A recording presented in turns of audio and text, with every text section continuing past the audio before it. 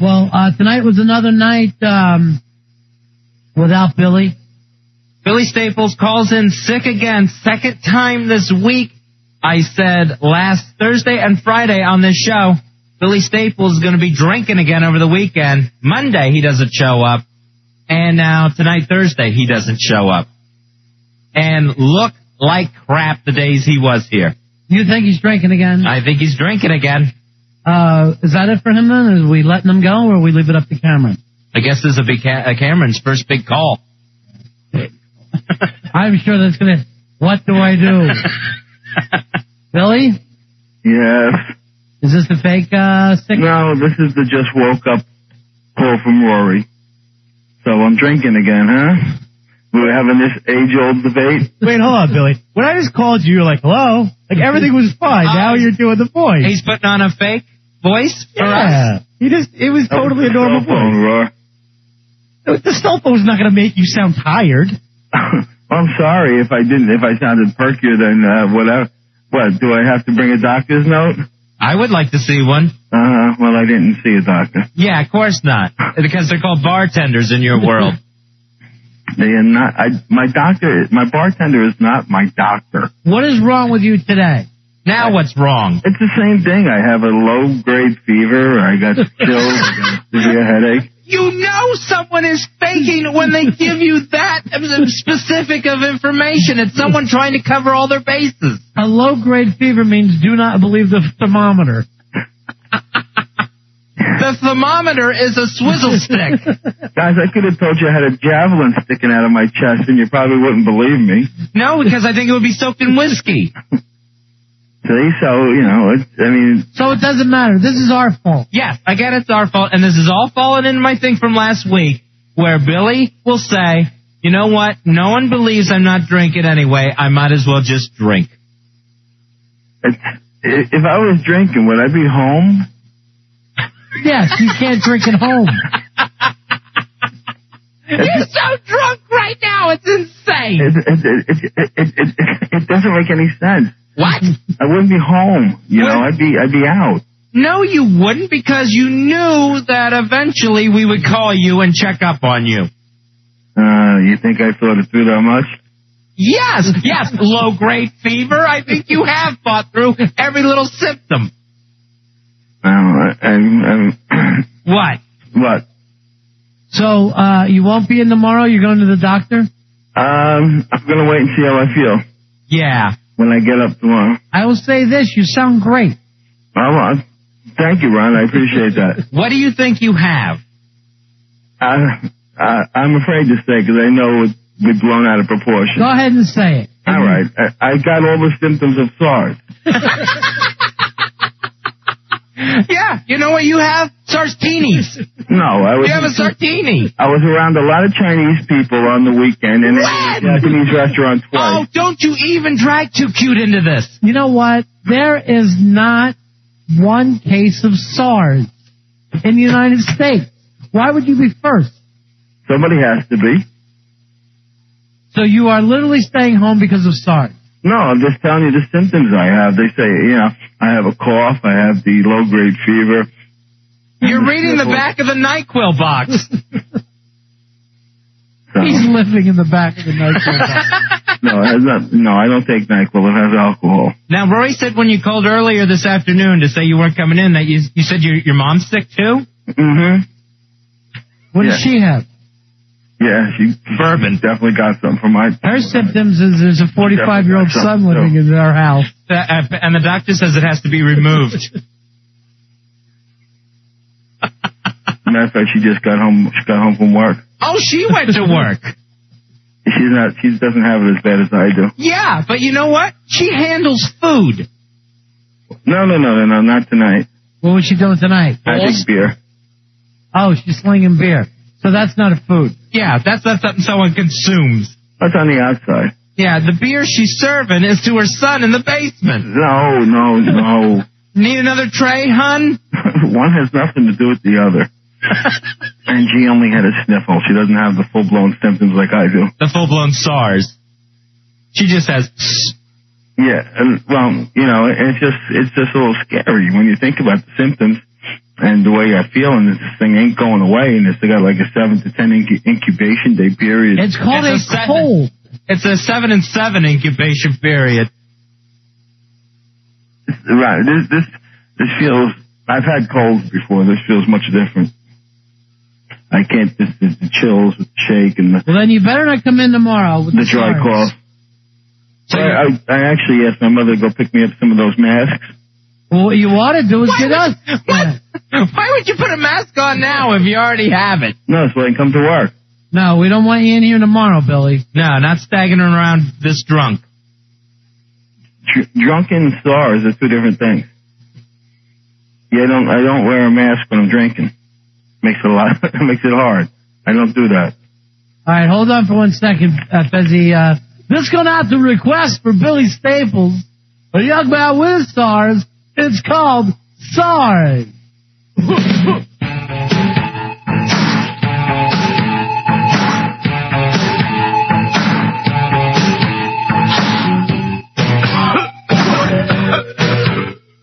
Sick with the SARS, I cough and I wheeze, that incurable illness. Thank the Chinese for SARS. Infected with SARS, I cough, I'm in pain. I must have caught it from that chink on the plane with SARS.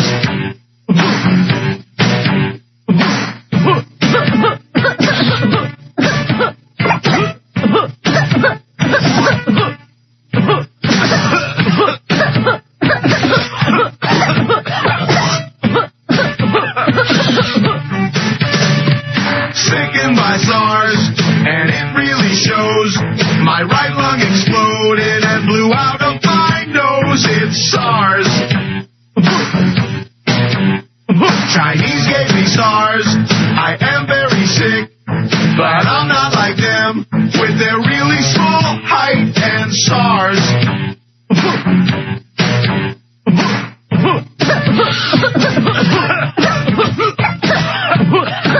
The SARS song on the Ron and Fez show for our own Billy Staples, who's trying to pass off his drinking as being severe acute respiratory syndrome. Now, you know what? He should be reported if he thinks he has SARS. Yeah. If you are that convinced you have SARS, you need to let the health department know. Well, I pretty much quarantined myself. I haven't gone out all day. We should call the health department for him. And let them know that there's a possible SARS case. Yeah. No, it's like even the slightest activity, I lose my, I get short of breath and stuff, so. That might be just from the extra weight. So that I can handle. I carried that before. So just every little thing wears you out? Yeah. Just taking the bottle caps off, everything? No. They do that for you if I was drinking. You understand you're allowed to bring liquor into your home. You know how it works, right?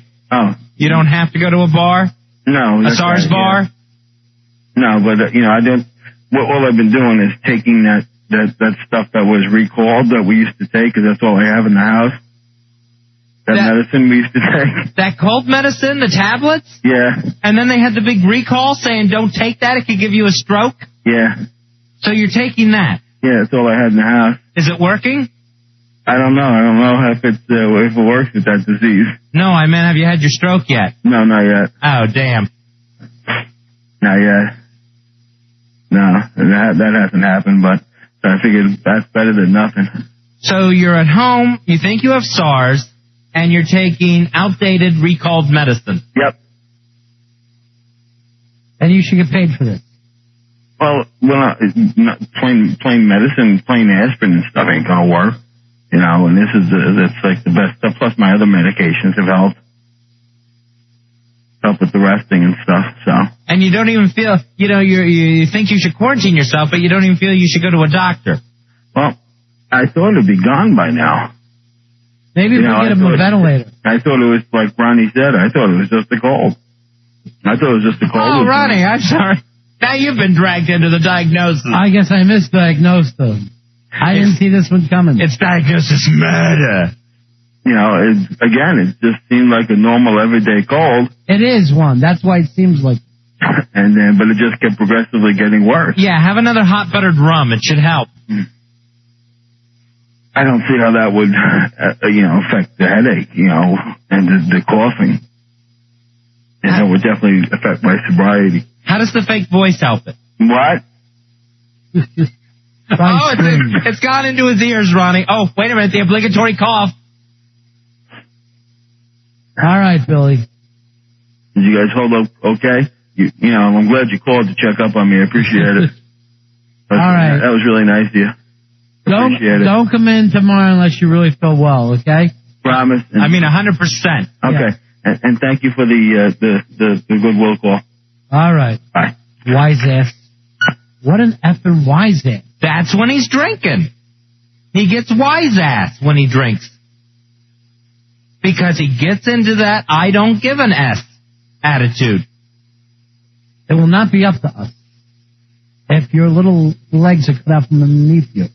You awful person. He really is an awful, awful person. Cameron, I want you to write that down in whatever book you're keeping on everything. I know you're keeping notes now. Write down Billy's name and strike a line through it. Yeah, that is names in the book. If you're keeping a file, get lots of paper, Cameron. Yeah, no kidding. And get ready for calls from women who claim they've been molested. I look at all this, there's a Time magazine left out here. I can't believe Jerry Bruckheimer, who I don't know what deal he's made with the devil, that he's had so many hit movies that basically all stink. He now has 3 top 10 TV shows as a producer. Jerry Bruckheimer is all over the place now. What are his TV shows? It's the 2 CSIs. All right, so those are just gigantic hits. Yeah. And I guess this Without a Trace is a hit, which I've never seen before. Oh, that's the missing persons unit thing. And for some reason, whenever that show comes on, I've never watched the whole thing, but I've seen the commercials, where when someone vanishes on the TV show, they actually vanish. You see them fade out of the scene. They just literally disappear. So we're not supposed to know what happened to them until the end or something? I don't know whether these are like actual files of real missing persons and they're changing the names to protect the innocent. He actually says he gets it out of out of the New York Times. Like he'll read through the New York Times to write these shows.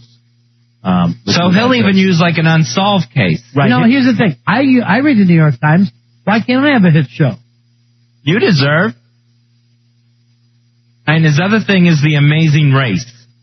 That reality show at CBS. Is that still on? It's going to be coming out again for a second season. Oh. It's like Survivor. They do one.